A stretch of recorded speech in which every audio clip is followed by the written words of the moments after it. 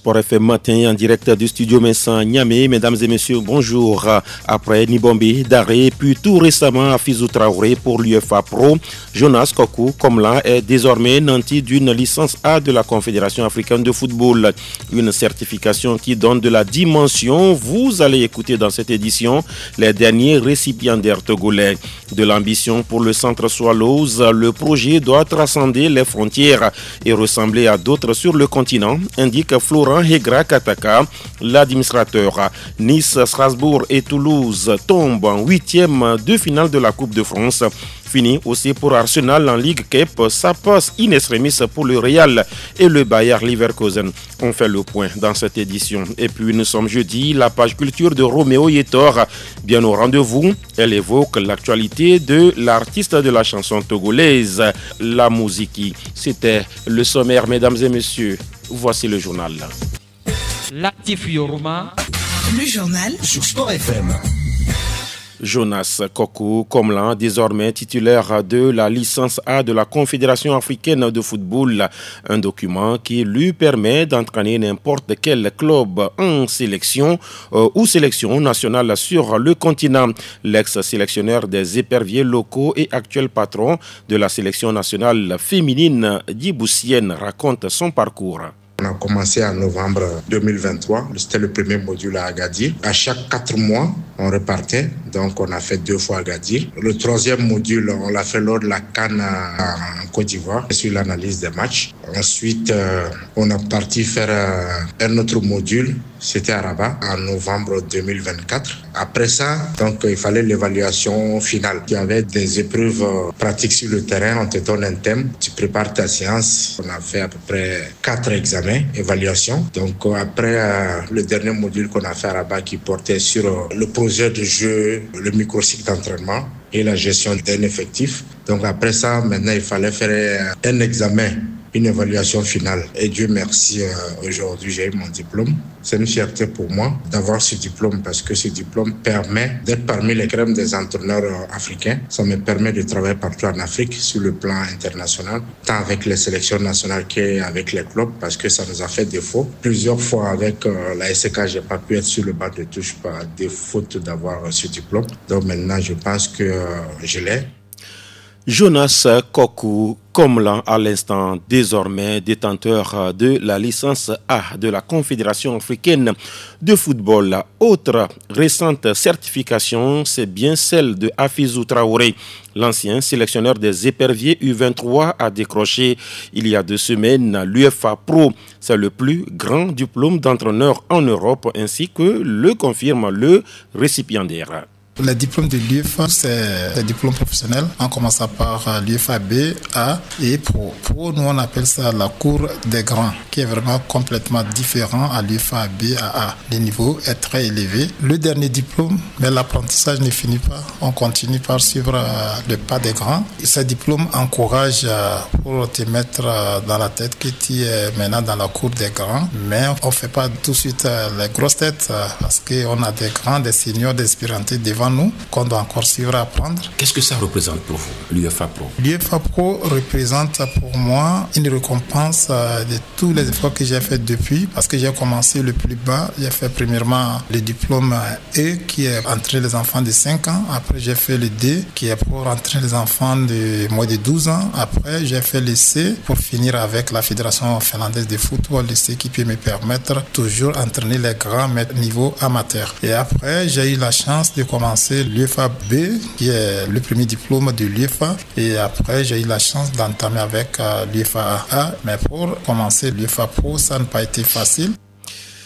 À l'instant, Afizou Traoré, lui, il est désormais détenteur du diplôme UEFA Pro. Il était bien sûr sélectionneur des éperviers U23 du Togo. Sport FM. Le championnat national de football de première division sera à sa 10e journée cette fin de semaine. 2 matchs ont lieu samedi. D'abord à Kara, l'AS Bina va tenter de se remettre face à l'AS Tambo après sa première défaite de la saison. Pendant ce temps, l'AC Barracuda reçoit au municipal de Lomé Doumbé de Mango. Peut-être le moment de signer enfin la première victoire de la saison côté Barracuda. Dimanche, l'on aura CDF à Kounour Asko à Kara. Le stade Welu offre son cadre au gros choc entre la SK et le leader Unisport. Duel du haut du tableau à Anéron entre Gboulessou et l'entente de Gomido attend de pied ferme à Kwalimé. Espoir du Zio, puis derby loméen entre la SOTR et l'étoile filante au municipal. Deuxième division nationale de football, la compétition s'ouvre mercredi prochain et dans la zone sud, AS Fouza ne cache pas son envie de jouer les premiers rôles et même terminer la saison comme champion de la deuxième division. Je vous propose d'écouter Anoumou Amessé, il est vice-président des Forestiers. Il faut reconnaître que la saison écoulée, on avait beaucoup pêché dans les matchs. Et un constat, après le rapport de la commission technique et une rencontre avec le commerce, on a constaté qu'il y a un déficit au niveau du staff technique et aussi des joueurs. Donc, c'est les deux aspects qu'on a corrigé cette saison et je pense qu'on croit à notre chance cette saison. Lorsque vous regardez tout le plateau de cette deuxième division, vous pensez avoir des difficultés face à qui, par exemple, ou bien vous dites, nous, cette année, on a peur de personne, on avance. L'essentiel, c'est d'être premier. Oui, être premier à la fin du championnat de la deuxième division. Mais on ne va pas minimiser certains clubs. Je pense comme à Gaza, il y a même Tito qui est là, il y a Semassi, il y a Ifoudje. Toutes ces équipes se sont bien préparées comme nous. Et je pense que c'est sur le terrain que le meilleur club va prendre le dessus. Merci à Noumou, il est vice-président de la SOSA de Lomé, reçu dans Samedi Sport sur nos antennes par Franck Nounyama. Sport FM. Swallows veut tisser sa toile, l'académie veut ressembler à Diambas, Génération Foot et autres, avoir ses réseaux et placer des joueurs. C'est l'objectif principal désormais du centre Swallows, évoqué ici par son administrateur principal, Florent Hegra Baromda Kataka. Nous commençons par intégrer ce réseau-là, que les clubs ou les académies que nous titillons aussi, nous essayons d'être comme eux, comme les Djemba, comme les Générations Foot, comme les Racine Club, etc. Pour trouver un réseau, quand même, commencer par exporter nos jeunes. Chaque fois, on nous parle, vous exportez qui, etc. Mais tout le monde en souffre. Donc, vous n'arrivez pas à placer des joueurs. Même des clubs UP, ils en placent combien? Asco en place combien? Mais ils en placent combien? Ce n'est pas évident, parce que c'est quelque chose qui est mondial. Vous êtes dans la formation des jeunes. Nous sommes d'accord, mais les clubs aujourd'hui, ils ont les centres de formation. Il ne faut pas les limiter. Et ici, il n'y en a pas. Nous en sommes conscients. Ce n'est pas une volonté, il suffit de dire je veux placer et on arrive à placer. Il y a un environnement qui compte. Il y a la sphère donc de notre sport. Lorsque vous présentez un joueur togolais et on présente un Sénégalais, ils sont prêts à regarder le Sénégalais même avant de voir le Togolais. Parce que déjà, notre football n'attire pas encore et nous avons du mal à même intéresser les gens. Mais nous essayons de contourner cela à travers des partenariats et nous en avons eu. Nous pouvons dire aujourd'hui que 2025 nous offre beaucoup plus de perspectives. Florent Hegra Baromda Kataka, administrateur principal du centre Swallows, lui également était dans l'émission Samedi Sport sur nos antennes avec Franck Nounyama. Vous écoutez le journal sur Sport FM et c'est en direct du studio Messan Niamey. Dans la suite, nous évoquons le reste de l'actualité en page nationale. Nous irons sur le continent. Il y a eu des coupes en Europe. Nous parlerons du tennis à Abu Dhabi, puis la page culture. Cette radio-là, waouh, elle est terrible.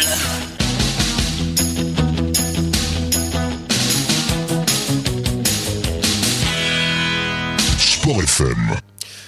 Hier, 5 février, les Togolais ont commémoré le 20e anniversaire de la disparition du père de la nation, le général Gnazingbe Eyadema. À l'occasion, un tournoi de volleyball est organisé par Lyon Volleyball Club de Kara. En compétition pour le trophée, Phoenix, RPC, CDA, Camille et Fofat, Chikawa, Coalition Kara, pour ne citer que ces clubs. Le tirage au sort de la phase finale des coupes interclubs de la Confédération africaine de football aura lieu le 20 février prochain dans la capitale. En Ligue des Champions, Al-Ahli, Espérance de Tunisie et Mamelodi Sundowns sont les favoris.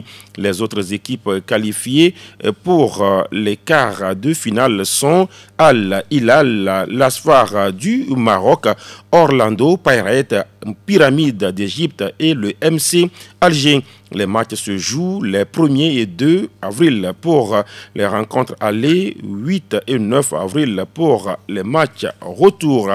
Du côté de la Coupe de la Confédération, le Zamalek du Caire, la Renaissance sportive de Berkane, USM Alger font office de favoris. Les autres qualifiés sont la SEC Mimosa, Al-Masri, CS Constantine, Simba Sporting Club, Stellenbosch d'Afrique du Sud. Le tirage de la Coupe de la Confédération a lieu à 14h GMT, 1 heure plus tard après celui de la Ligue des Champions. Sport FM. Coupe de France avec 3 clubs de Ligue 1 passés à la trappe ce mercredi lors des derniers matchs de 8e. Nice est battu sur la pelouse du stade Briochin. Ligue 2, score 2-1. Guingamp écarte Toulouse 2-0. 3-1 pour Angers aux dépens de Strasbourg. Et puis Cannes élimine Dives Cabourg 5-1. À suivre aujourd'hui, FC Bourgoin-Reims. En Espagne, le Real s'est qualifié sur le fil pour les demi-finales de la Coupe du Roi. Score 3-2. Les Merengues sont sauvés par Gonzalo Garcia, jeune de l'académie, buteur dans le temps additionnel. À suivre ce jeudi, Real Sociedad Osasuna puis Valence-Barcelone. En Italie, l'AC Milan a éliminé la Roma 3-1 en quart de finale. Ailleurs, le Bayer au caractère écarte le FC Cologne 3-2. Les pensionnaires de la Bundesliga 2 menaient pourtant 2-0 avant que Patrick Schick, double buteur, puis Victor Boniface à la 98e ne scelle la qualification du Bayer Leverkusen pour les demi-finales de la Coupe d'Allemagne. Et puis, Arsenal est éliminé de la Ligue Cup en Angleterre.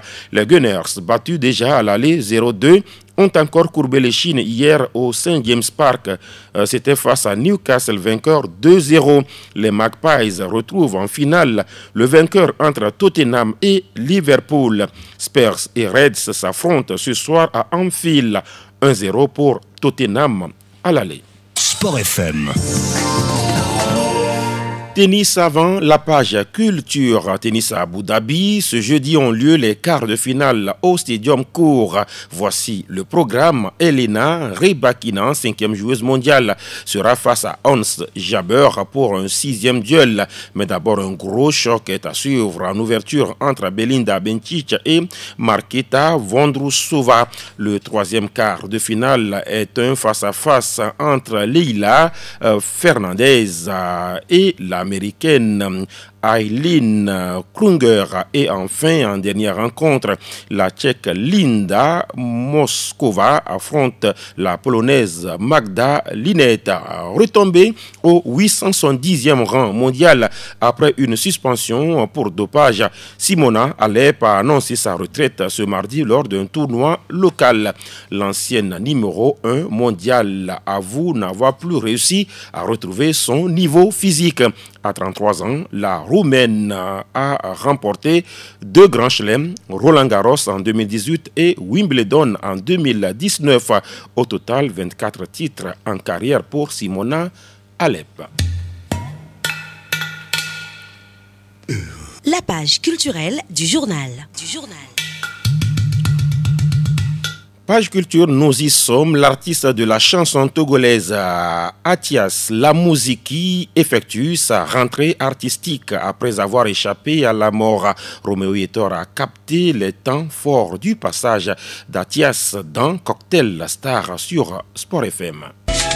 Victime d'un accident de la route en juillet 2022, en revenant de Kara où il a presté sur la finale régionale de Miss Togo, l'artiste chanteur togolais Athias Lamuziki s'est battu contre la mort pendant 1 mois dans le coma. Le miraculé revient à la vie musicale malgré une convalescence bien difficile. Ma convalescence, il y avait une seule chose qui me passait par la tête et que Athias, du moment où, malgré tout ce qui s'est passé, tu es encore en vie, c'est qu'il y a quelque chose encore que tu peux faire. C'est là que l'idée m'est venue, fort, Athias, sois fort. Là, je suis fort. Ce malheureux épisode a rendu plus mature Athias Lamuziki, qui voit la vie autrement. Après mon accident, je me dis, Athias, il y a plein de choses, il y a des petits trucs qu'on fait dans la vie, mais qui peuvent nous induire dans des situations pareilles.